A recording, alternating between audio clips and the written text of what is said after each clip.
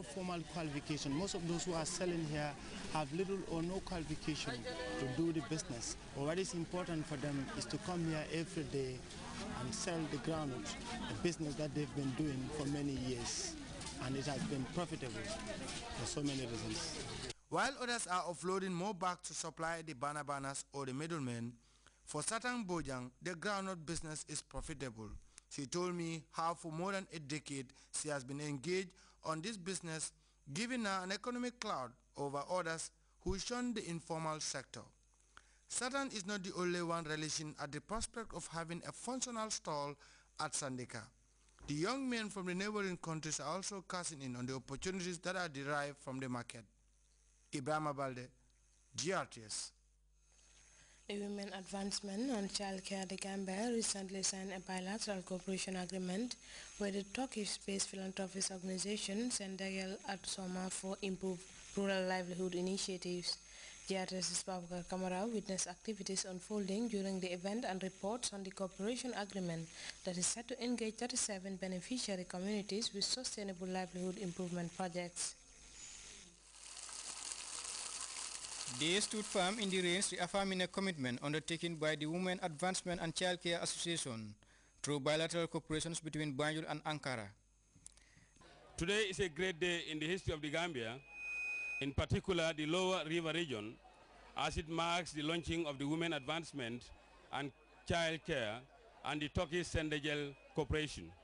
The principal aim of establishing the project, among other things, is to enhance the socio-economic status of women and children through various forms of capacity upgrading, skills training, and entrepreneurship.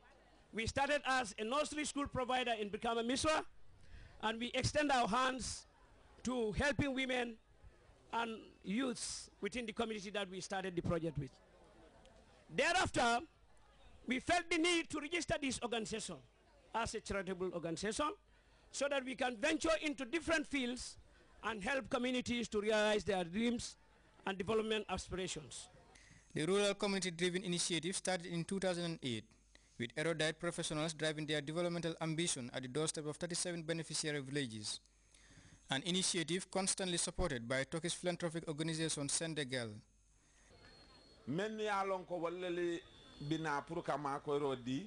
The people that are coming to help us here today have gone through a vigorous process of aid coordination.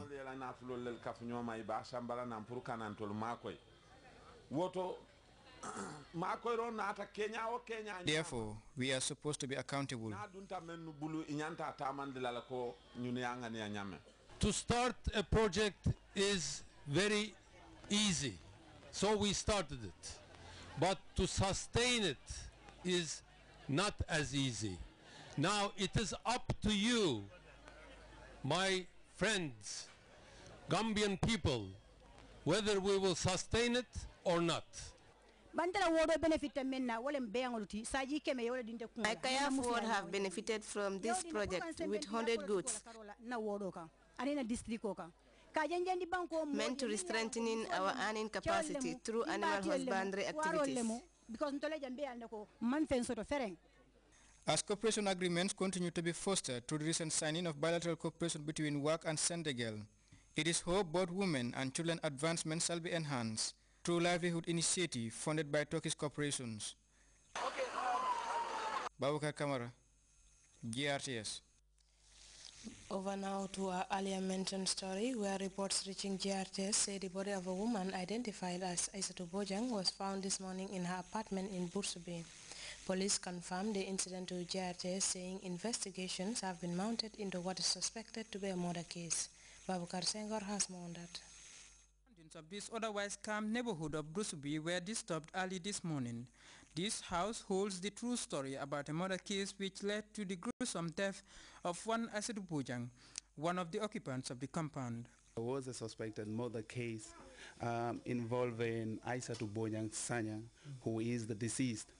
Well, investigations so far indicate that it's as a result of domestic dispute, as opposed to what we initially thought as an, attack from outside. Yes. After conducting initial investigations, Police PRO David Kujabi tells GRTS that a suspect has already been arrested, but the suspect's identity and name have been withheld in the middle of their probe into the incident. There is a suspect. She has been arrested and she is helping the police with investigations. Police are pushing to get to the bottom of a case that has shocked many people in the community of Brusubi.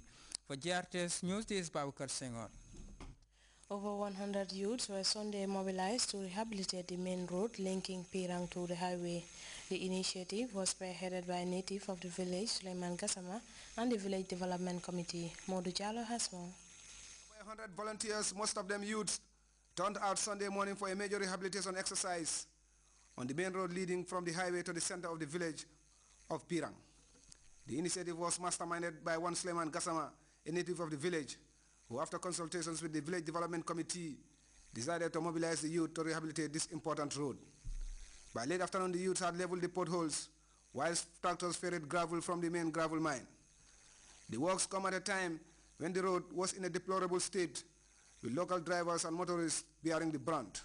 For the acting alcalde of the village, Moro Bojang, the road rehabilitation will significantly enhance transportation to and from the village. He therefore thanked the villagers for the response, whilst urging them to spearhead development efforts at village level.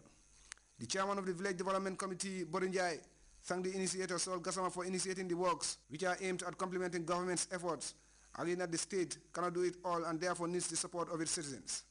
He also thanked President Jammeh for his hard work and advised the youth to borrow a leaf from the president. Serif Bojang, a resident of Pirang, also argued that communities need to be development-oriented by initiating activities that could improve their lives instead of depending solely on the government.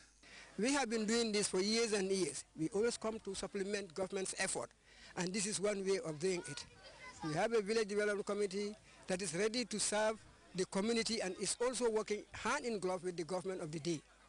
Fatou Dabo also welcomed the initiative, saying it would particularly benefit women who are the main users of the road. He advised the women folk to also come out in their numbers to partake in community work like this.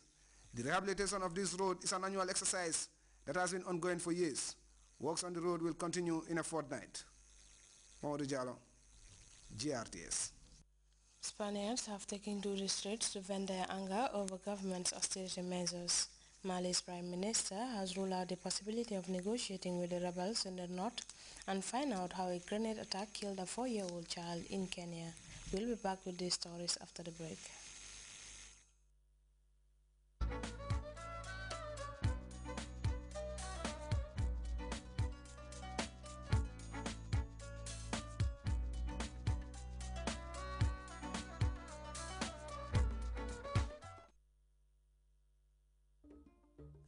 The Prime Minister of Mali, Sheikh Modibo Jara, has ruled out the possibility of negotiations with Islamic militants occupying the north of the country, saying time has run out.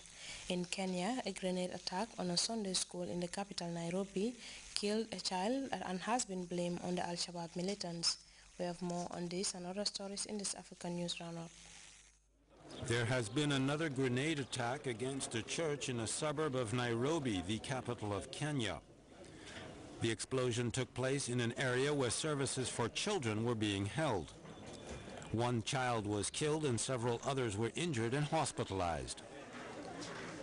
This type of attack that nobody claims is generally the work of Somali Shabaab Islamic radicals.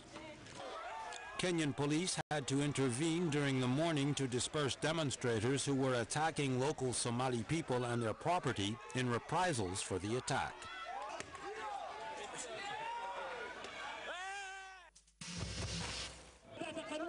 Hundreds of Libyans have turned in their weapons at several collection points run by the army in Tripoli and Benghazi. In Tripoli, both light and heavy weapons and ammunition were turned in to the organizers of the campaign. The weapons turned in are only a fraction of everything taken during the mass pillaging of arsenals during the fighting that brought down Muammar Gaddafi last year. However, it is a step forward in Libya, where lack of security pushes inhabitants to use weapons to protect themselves. The Prime Minister of Mali has categorically rejected the idea of negotiating with the armed Islamic radicals occupying the north of the country. In an interview published Saturday in Le Monde in Paris, Sheikh Modibo Diarra said that the time for negotiations has passed. The Malian Prime Minister addressed the United Nations General Assembly this